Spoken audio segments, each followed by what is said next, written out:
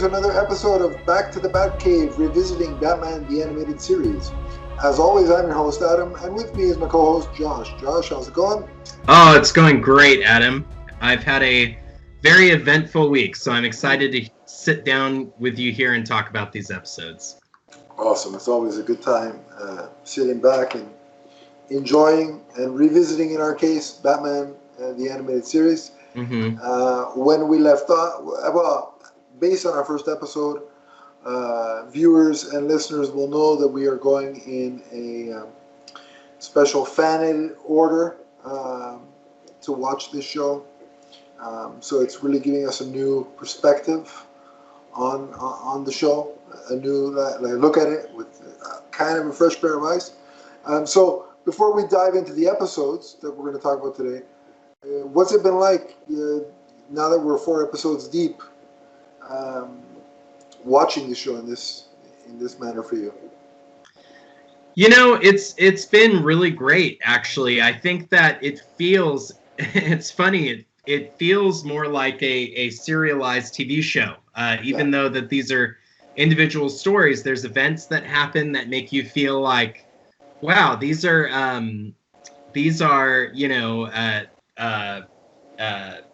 this is happening at the same time. It makes you really feel that way, you know? Yeah, so far, I would agree. It feels like, at least, from a storytelling point of view, it has the vibe as if you're watching a live action series. Like there's no, it's like, yeah, and from story to story, the sense of this Batman is progressing as each episode goes along is really prevalent here. I agree, and there's a lot of introductions that make sense, right? I mean, Joker and Batman have a pre-existing relationship in this episode, but it really does feel like an introduction for us to the Joker. Yeah. It really feels like an introduction to us to Robin. Yes, all of those things, even though it's quite clear with both of those characters, this iteration of Batman has a pre-existing relationship with both of them. And it's funny because it kind of works like the sort of Burton Batman films in a way, because this Batman, when we meet him, has a certain history, but yet it feels like an introduction at the same time. And so watching the episodes of the animated series in the order that we are has that same sense as well. So yes. I'm in complete agreement with you on that. So it really is fun so far watching it in this manner. So yeah, I'm enjoying myself for sure. And one of the cool things is for me, I kind of, if I watch it in the order that it is on the discs or whatnot, in your case I guess HBO Max, you kind of know which episode's coming. Like you're kind of prepared for, okay, well now I'm going to see. With this, I'm like, oh, I'm actually surprised. Oh, okay, it's this episode. Or, in the case of the second episode we watched today, I really had not much of a memory of that particular episode. So it was almost as if it was brand new to me. Yeah, I mean, I agree. I go to episodes when I watch the show independently of any sort of watch list. I tend to go to episodes that I remember and enjoy the most. Yeah. So it's been really great having episodes like Night of the Ninja where, I don't, that's not a particularly go-to episode for me. So that's, or in the case of last time, the Cape and Cowl Conspiracy wasn't a particularly, wasn't an episode that I'd necessarily gravitate towards. Yeah. Well, I flat out forgot about Cape and Cowl Conspiracy, to be honest with you. So that was really, this exists? I don't remember this. So yeah, it's been fun.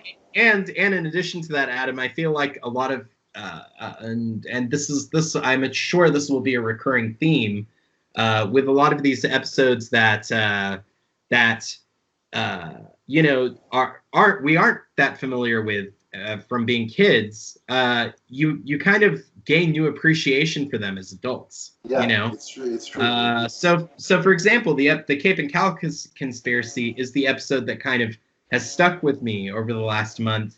Less so the Penguin episode. Yeah. Which I probably would have been more attracted to as a little kid, because it features a supervillain. Yes. So and I would say the same thing. I mean, I don't want to get ahead of ourselves here, but proceed. Yeah. All right. So let's get into the specifics of each episode. First up is Joker's last laugh, correct? Yes. The last laugh. Oh, okay. The last. Yeah.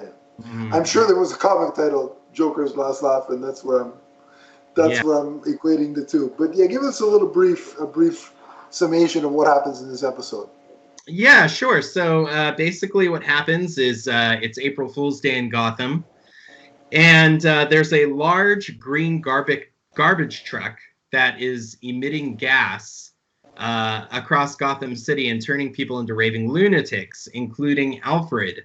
And nobody knows what to do. And the Batman basically has to figure out how to get these people back to normal. So this episode, I think, is quite notable because it's our introduction to the Joker, and in this release order. So that's a brief summary. I think that it's notable because it introduces one of the two iconic performances of this series, Mark Hamill playing the Joker, which is a happy accident, as I'm sure you're well aware of. Adam, that's it was an accident that Mark Hamill was the Joker. It was supposed to be Tim Curry, and Mark Hamill was kind of a fill-in, and how lucky are we that ended up happening? He filled in so well that it's iconic now. He filled in so well that almost 30 years later, he's still getting roped into playing the Joker in various projects. So that would be the equivalent of like a high school supply teacher becoming employee of the year at the school that they first supplied in. It'd be like it'd be the ultimate success story. So, but one of the things I really like about this episode is that Joker really doesn't have a defined motive here. It's just chaos for chaos' sake. Yes. Because it's April Fool's. Yes. Yeah.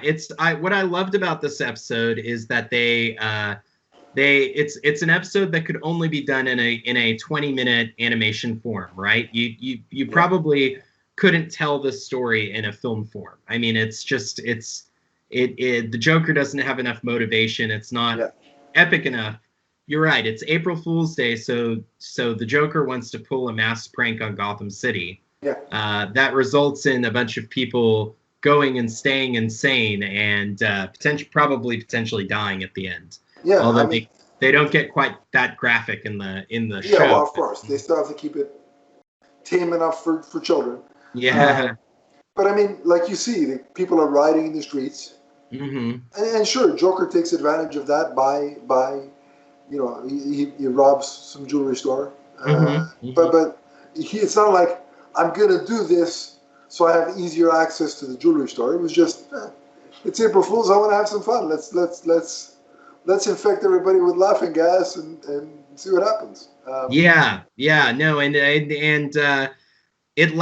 The Joker lacks motivation, but Batman doesn't lack motivation in this episode because not only is the city in peril, but it becomes a lot more personal when Alfred is infected with the laughing gas. And so, I think that was a great way for the writers to turn it. And And before we get into more specifics about the confrontation between Batman and the Joker, I really like the beginning of this episode where Bruce is already coming home from a night of crime fighting, and he's getting ready to shower and then presumably go to sleep or whatever he's going to do. And Alfred's like, they have some banter, and then he's like, I took the liberty of drawing you a bath. So Bruce walks towards the bath and sees an empty tub.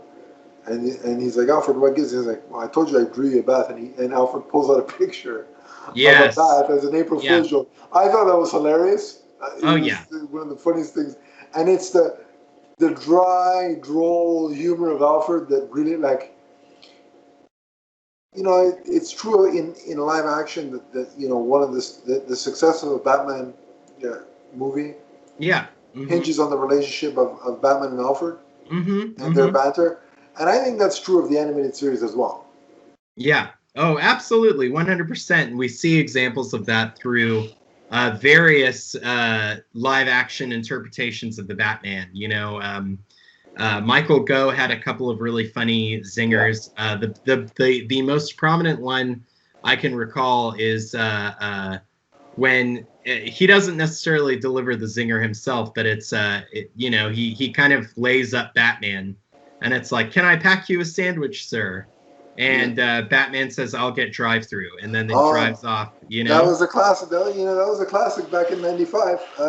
Yeah, and then Michael Caine had some good zingers, and even Jeremy Irons had some great zingers. So all of them have had good one-liners. Yeah, and this you know continues right into animation form. It's the relationship is a vital part of you know the series. Their interaction, and then you know Bruce, in his own way, returns the favor at the end of the episode after Alfred's sort of cleaning up the mess he made in the manor. And Alfred, because he broke a vase, and Alfred's all bummed out about it. He goes, "Oh, don't worry about it. I'll just take it out of your salary for the next couple of years." Yeah. And as he's walking away, he turns back and he goes, "Alfred, you know, April Fool." So the banter is there, back and forth, and I like that. It's a Batman with a sense of humor never hurt anybody. Yeah. Well, I mean, if we're talking, you know, I wouldn't want Batman to go full George Clooney, but in moderation, I think it works, and Kevin Conroy's delivery really sort of makes it work. Yeah. So there's, I think it was, what's the actor that voiced Alfred? I don't know who it is in this episode. Let me. There was two, right? There was two. There's two. Yeah. Let me see who it. It was Ephraim Zimbalist Jr. Yeah, okay. Who played Alfred through most of the series. Yeah. And I think he was of the two, he was the better voice for Alfred. In my opinion. He was. Yeah, he was. The interesting thing with Batman and the Joker is that there is a moment where Joker seems to have the upper hand. Batman is basically floating to the bottom of Gotham Harbor, river, whatever it is. And so, you know, that sense of the villain having the upper hand, Batman in peril. Again, I think every time that's done in this show, it is a nod, and the way it's done is a subtle nod to Batman 66. Yeah, absolutely. Absolutely. I mean, it doesn't have the, you know, will Batman make it out of this trap? It doesn't have that. But you could just tell the way it's done and how it plays itself out. It really is in that kind of mold. It's an homage. Yeah. And so I like that, because you can imagine that Bruce Timm and Paul Dini were, you know, yes, they had a mandate to make it feel similar to Batman '89 and Batman Returns, but when they grew up, their frame of reference for Batman probably was Batman '66. So yeah, absolutely. It's only natural they're going to throw stuff in there. Yeah, and I like the fact that I think, in terms of this rewatch, this is the first time we see the bat boat, which is kind of cool. I like seeing different vehicles, the bat vehicles. I think you're right. I think it is the first time we see the bat boat. So yeah, we've got the car, and we've got the bat boat. I don't think we've seen the Batwing as of yet. No, not yet. But it's coming, and once it's there, it's ever present. Not as much as the Batmobile, of course, but you know, it's there. I think there's a Lego of that and of that Batwing, or there was one on. There was a big there's a big replica figure of it on sale that is quite expensive, but that's something.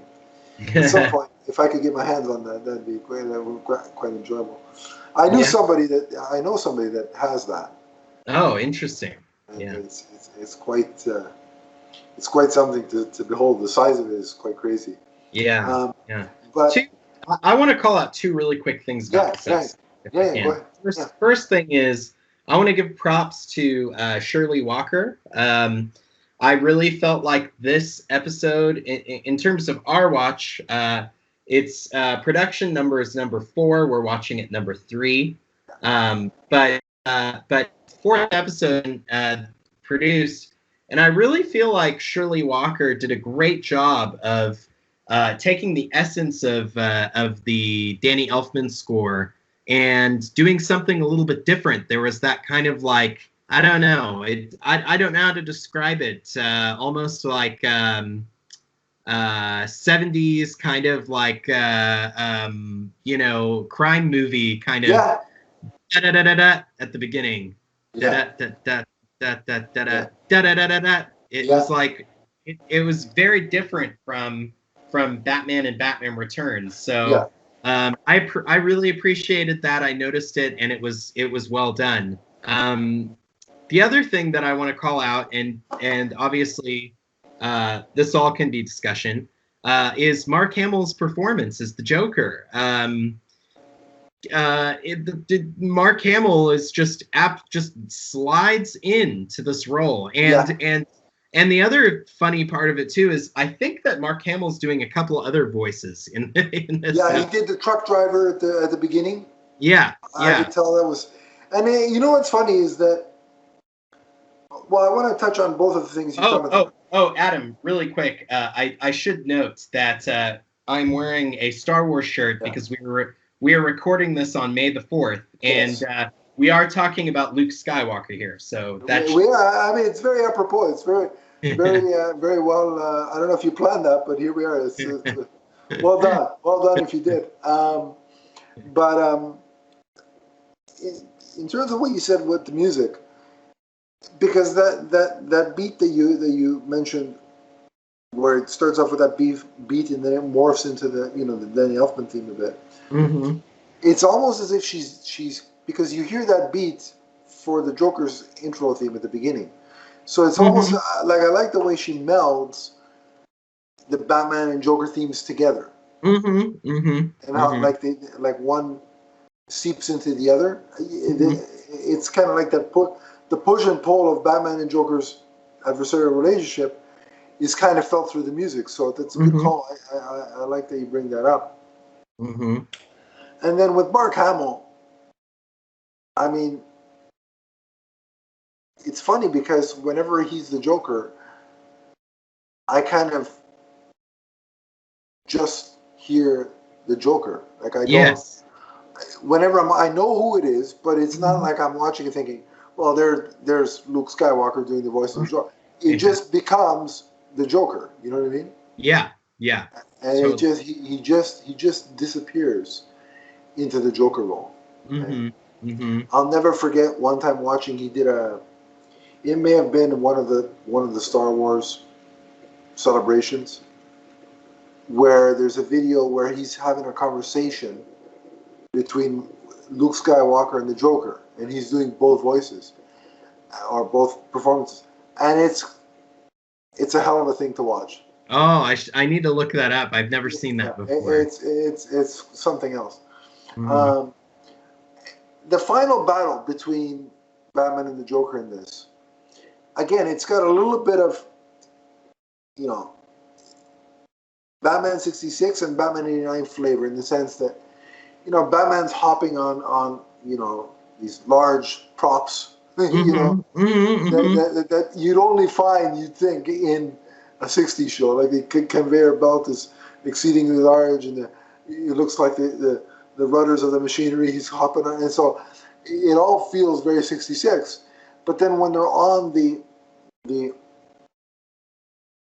pathway and Joker gets knocked off, and he's going to fall into the pit of the you know. It's very reminiscent of him about to fall into the vat of chemicals. Yes. Difference being Batman catches him and you know pulls him back up. But it called to mind, you know, the fact that this show can call to mind so, you know, two vastly different portrayals of Batman, and they somehow seamlessly fit together. Still amazes me how they pull that off. Oh yeah, no, it's what Batman the Animated Series does best, is pulling all the various elements of Batman together, because the 80s, Batman 89 and Batman Returns, well, more so Batman 89, Tim Burton pulled a lot of inspiration from The Dark Knight Returns, which had just come out 3 years before Batman 89. In 1986, 1 year before I was born, which is insane. But anyways, 35 years ago, actually, it's the 35th anniversary of The Dark Knight Returns. I'm older than that book. That's sad. Anyway, but I digress. Yeah. But yeah, so but I think that the main influence for Batman the Animated Series is really the 70s. It's Denny O'Neil's Batman, and we'll see that later as we go into the Ra's al Ghul episodes, and I say Ra's al Ghul in this case because that's how the series that's how the series pronounces it. But I mean, unless you have anything else to say, Adam, about the series, about this episode, maybe this is where we can rate it. It's a good segue into the next next episode. I really enjoyed the episode. It was a strong. I couldn't dream up a better debut for the Joker, I don't think. In the context of this rewatch, of course. So we're doing it out of 5, correct? Yes. So I'm going to go ahead and give this sure,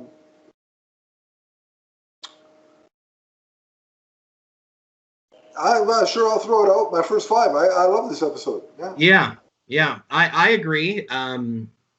I agree. This is actually the first episode I've watched where I have memories of it as a child. Yeah, same.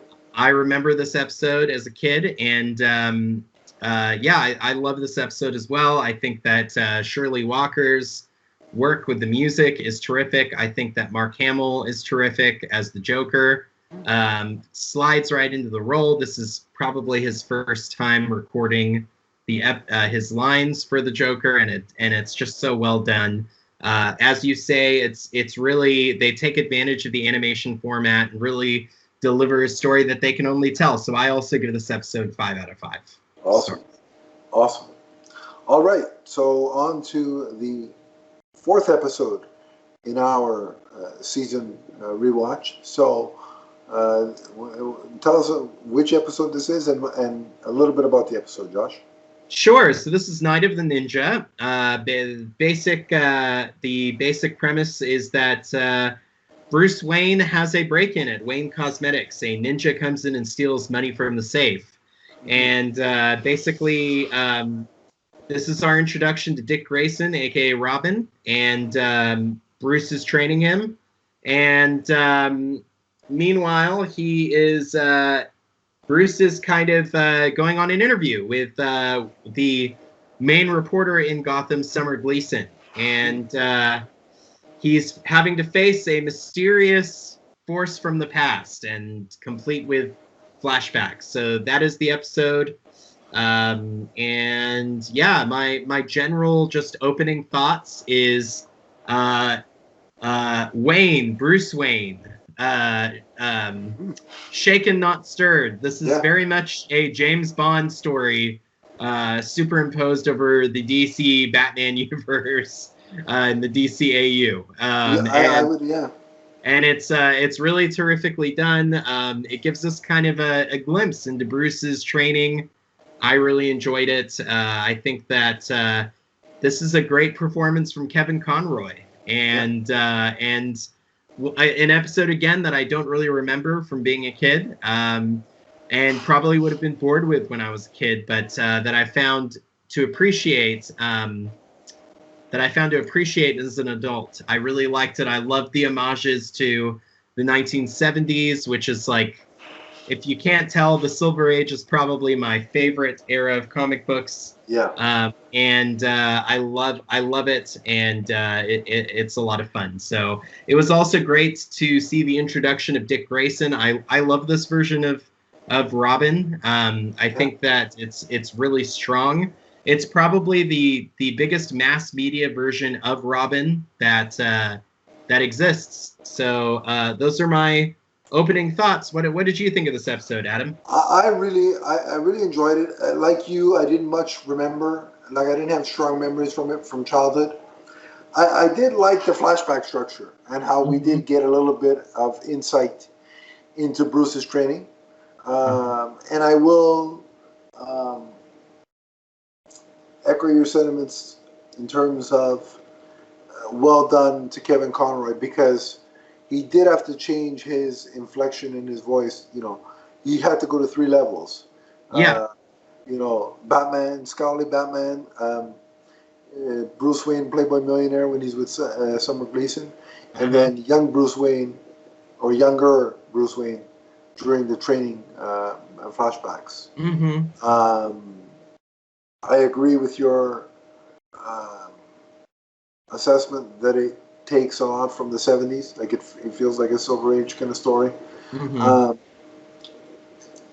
This reminds me a lot of the recent animated feature, Batman: Soul of the Dragon. I don't know if you've seen that yet. I haven't seen that yet either. I need to watch. Maybe that's the one I'll rent this week. I think based on your Silver Age leanings and what you initially said about this episode, I think you're gonna dig it. I think you're really gonna like it. Nice. So that's my recommendation to you. I definitely think it's worth your time, especially given your comic book leanings. So I definitely got vibes from that. Seeing the different subsidies of, you know, Wayne Enterprises that get robbed or vandalized is a nice touch, because it shows you, you know, part of Bruce's life outside of the Cape and Cowl.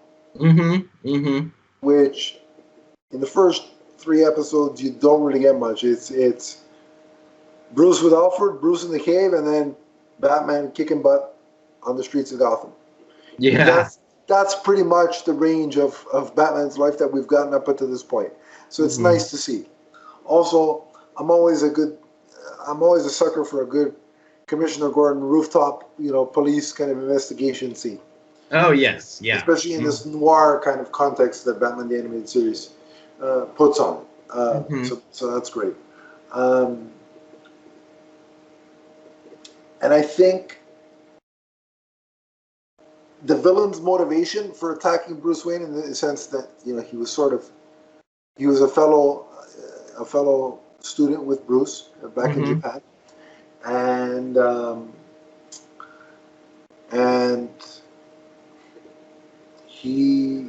Bruce caught him trying to steal a sword, and that eventually got him excommunicated from the dojo, and that's really, you know, the main force behind his anger and resentment to Bruce Wayne. So I thought his motivation felt justified. Yes. And in terms of Robin's sort of introduction into this episode, this is why I think this viewing order has been quite ingenious, because it feels like the early days of Robin, and because it starts with Bruce and Dick doing some martial arts training. In my head, I'm like, okay, these are the earlier days of Robin, when he was just getting started with Batman. Yeah, that's why they're training. That was my justification. So it made sense. Yeah. He feels like he's 16, like 15 or 16 years old in this show. Yeah, in this episode. Agreed. Yeah. Agreed. So it made sense. The Dick and Alfred conversation of, you know, because basically the first confrontation between Batman and our ninja doesn't go well for Bruce. He actually gets quite quite defeated.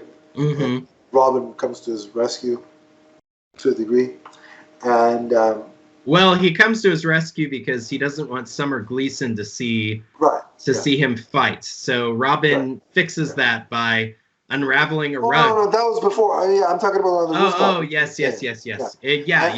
And I think that was kind of interesting because then that leads to a conversation between Dick and Alfred, where it's like, that guy almost had him, and Bruce would never admit, that I saved him, because that would require admitting that he lost, and even Alfred's like, oh, he'd never admit that, and then Bruce walks in, and before he starts, and says, I'll be back later, and as Bruce exits, they're like, I wonder if he heard it, and then Alfred's like, oh, who could ever tell, because you never really get a change in demeanor from Bruce. So yes, I just like that little banter between Alfred and Dick. I thought it was something really small but very important.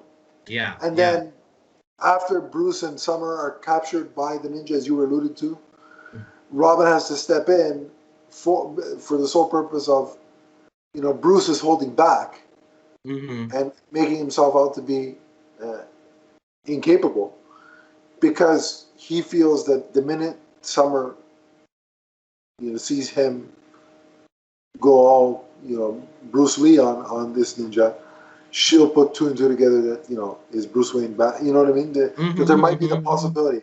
And I think that's important because without saying it, he's giving Summer Gleason a bit of credit. Yes.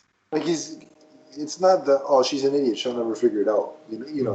Like I've always thought some reporter in Gotham would look at Batman, look how he arrives on the scene with that kind of car, that kind of vehicle or tech and all that, and think, this guy's 6 foot something.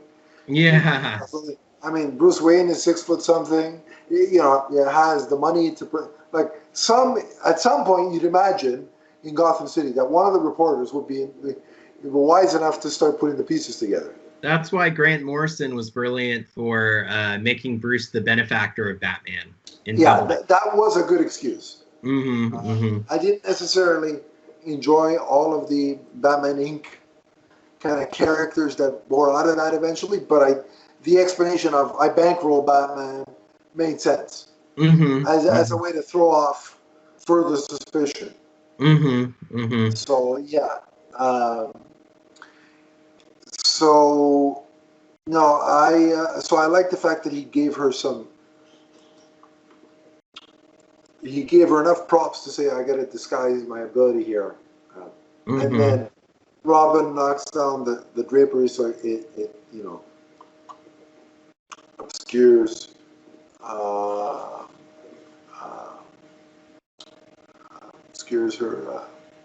her view, and then suddenly Bruce goes into Batman mode. Yeah. And just tears that ninja, a new one. So and then even Bruce is like, at the end he thanks, he acquiesces and thanks Dick. He's like, he does it his own way. He was like, I could have had him, but without you there, it would have been a lot more difficult.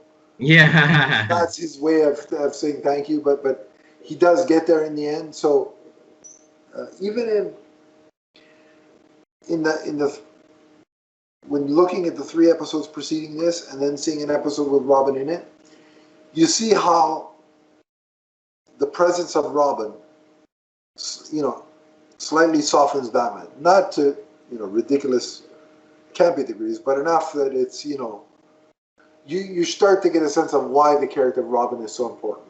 Yeah, absolutely. And it gives Bruce has a little bit of character growth here, which is good. So I really. Is there anything else you wanted to call out, or specifically, or? Did you kind of feel the James Bond references, like the? I did. Yeah. I did. Especially seeing Bruce in a suit, pull off some of those moves. I'm like, okay, this is really.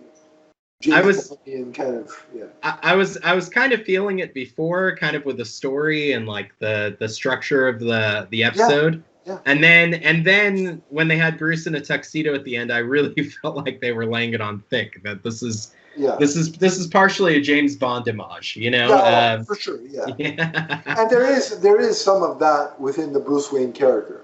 Yeah, absolutely. And Christopher Nolan really, I mean, most of the protagonists in Christopher Nolan movies have a touch of Bond in them, you know?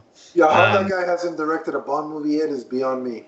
Oh, I know. Well, you know, not to veer too off course, but the rumors of Tom Hardy taking over for Daniel Craig lead me, and they're not like soft rumors. They're a bunch of people in the know. I don't know if you remember a few months ago, tweeted out Tom Hardy is the next James Bond.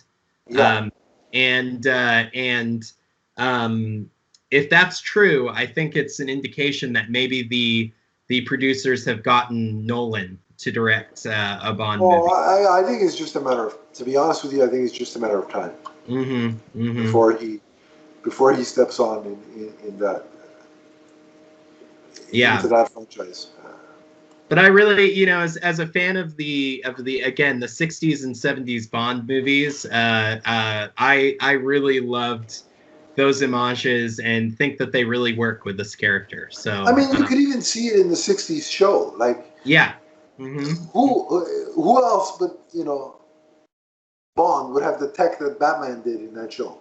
Yeah, absolutely. You know, like it goes part and parcel. I think the two characters go together nicely, and I think it's actually funny. Just a quick aside.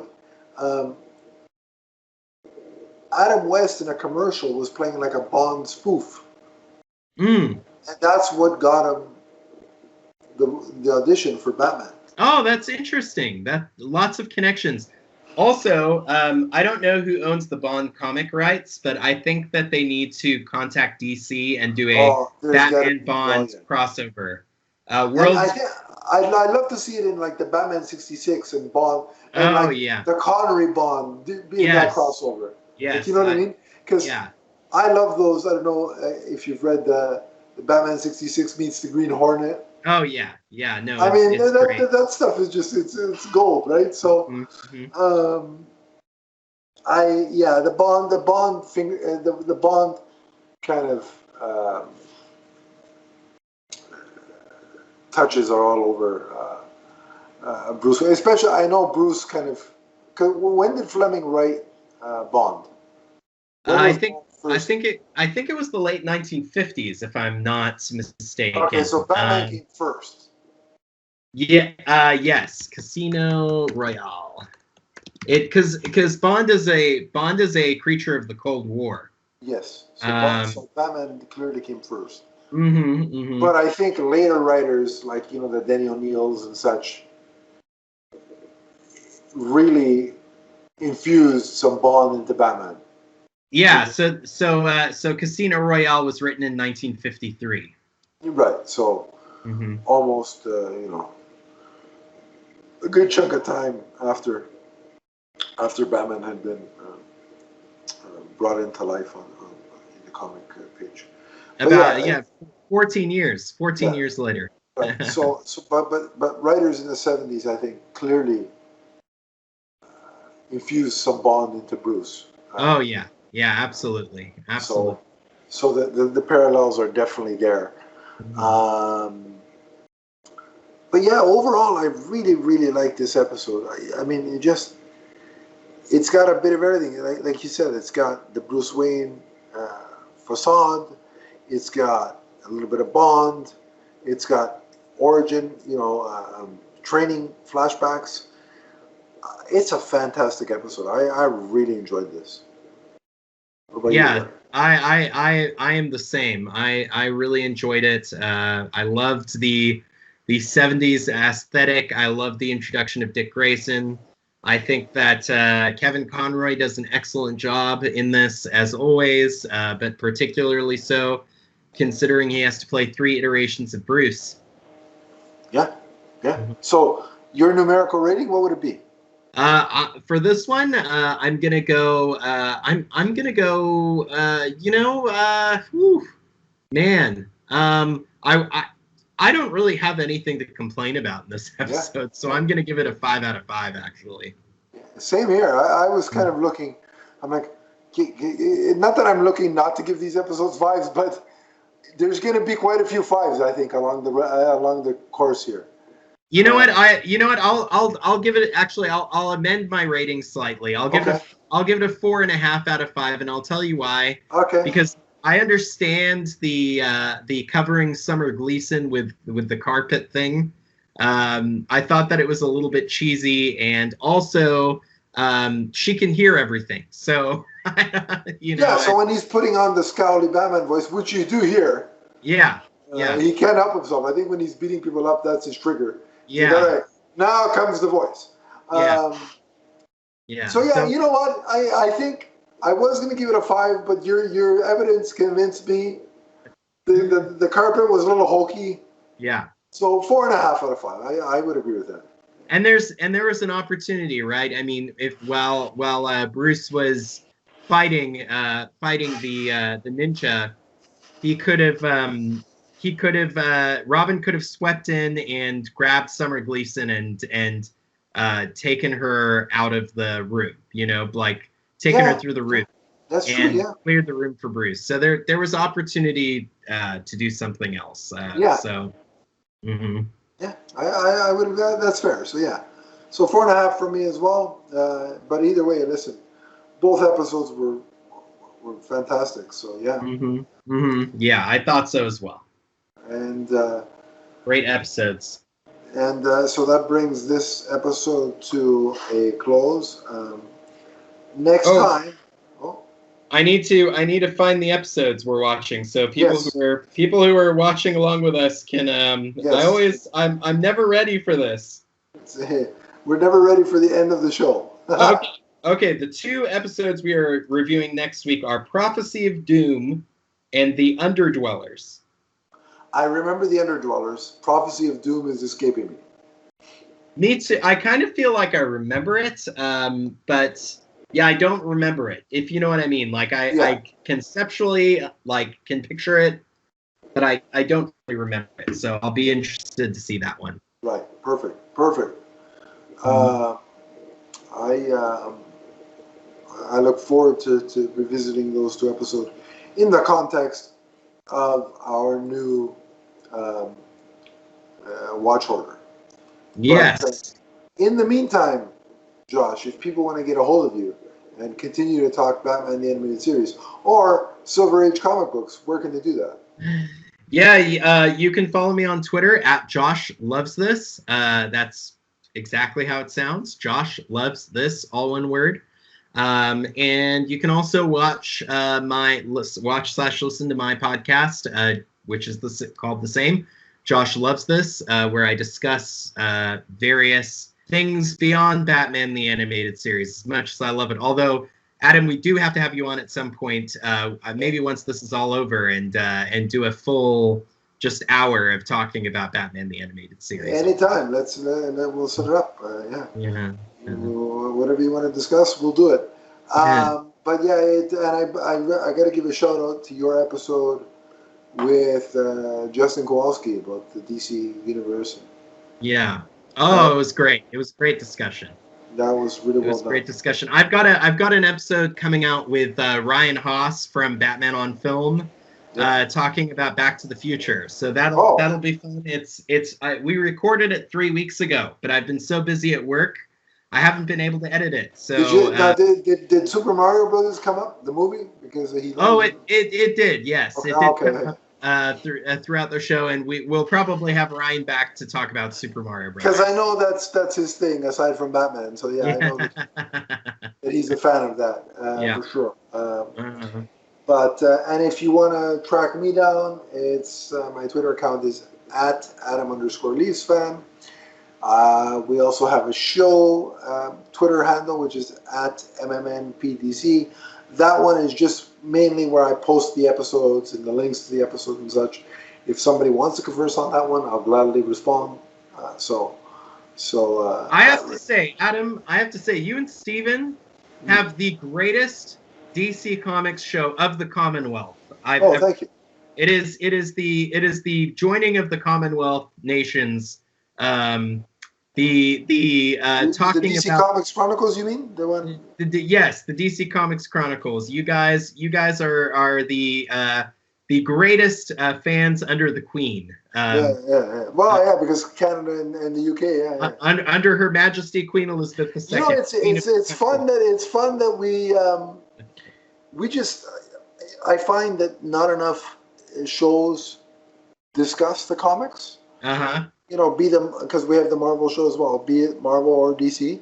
So I thought every once in a while, you know, at least once well, it's more than once a month now, but at least a minimum once a month, we want to have a comic show, because we think it's important to discuss the source material that all these things that we love are based off of. Oh my gosh, the film stuff, when you do one of these podcasts, the film stuff just overshadows all of it. But really, if we don't have the source material, we don't have great stories that we exactly. And so we've got, I mean, there's some great stuff, modern stuff coming from both Marvel and DC that we're going to cover.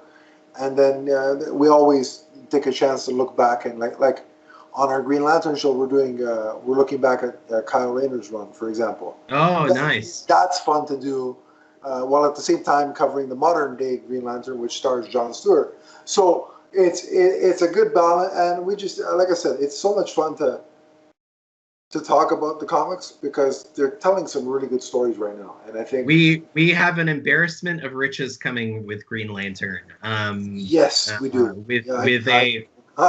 With what I'm pretty sure is shaping up to be a connected TV show and movie. Josh, you mean you're not disappointed that you didn't get the Garage cameo? I know that's a thing online. I'm really disappointed. I'm gonna say no comment on that. I'm sorry. I will. I'm really hoping though that John Boyega gets cast as Jon Stewart, and I take that. and you know who my dream is for Hal Jordan? I know everybody's calling me go for it. Tell him. Nuts for this, and this has nothing to do with Batman the Animated Series, but it's fine. I would love to see a Hal Jordan that got the Green Lantern ring and got teleported to Oa and left his life on Earth behind during the Vietnam War in the 1960s. So it creates a sense of legacy, similar to Ant-Man and in the Marvel Universe, the way that they do Michael Douglas as Hank Pym. I think Harrison Ford should be Hal Jordan. And I know that's crazy because he's 80 years old. Yeah. I think the age is the only stumbling block, really. but I think that John Boyega and him had such great chemistry in the Star Wars movie, and I just think that would be such a fun dynamic that we couldn't really see. And then you could do flashbacks, and they could de-age Harrison Ford and all of that. The trouble is Harrison Ford's in his 80s, and he's clearly getting old. It's a miracle we're getting him back for one more indie. Yeah. Although I don't believe that that's going to be the end of that franchise, but that's neither here nor there. No, it's not going to be the end of the franchise. I think Chris Pratt will come knocking on the door and not when you have Chris Pine. Not when you have Chris Pine. Or Chris Pine, which is better. Yeah, I think it's a better choice. That's right. Chris Pratt or Chris Pine. Yeah. One of the Chris's. For sure. But so lots of comic talk on our channel, but and then so find me there. We could talk comics, we could talk animation, we could talk the movies too. Just let's not argue about them, because I'm totally done with that. But we hope you enjoyed this episode, and we hope you will watch along with us as we continue our special watch through of Batman the Animated Series. And until we return back to the Batcave, we hope you have a fantastic week and a month ahead. We'll see you next month. And remember that Batman the Animated Series will last forever, from the first episode you watch to the last. So long, everybody.